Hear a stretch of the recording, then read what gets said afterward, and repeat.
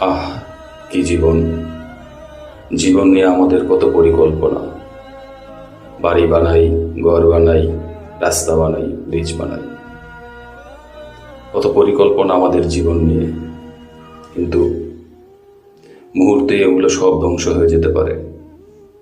এই তো গতকালকে নেপালে প্রলয়ঙ্কারী আকস্মিক বন্যায় সব ধ্বংস হয়ে গেল।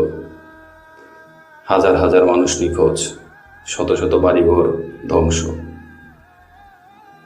আমাদের পরিকল্পনা আমাদের মতো, কিন্তু স্রষ্টার পরিকল্পনা অন্য রকমের।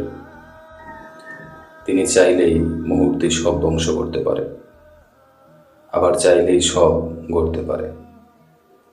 তাই তো তার পরিকল্পনা সর্বশ্রেষ্ঠ।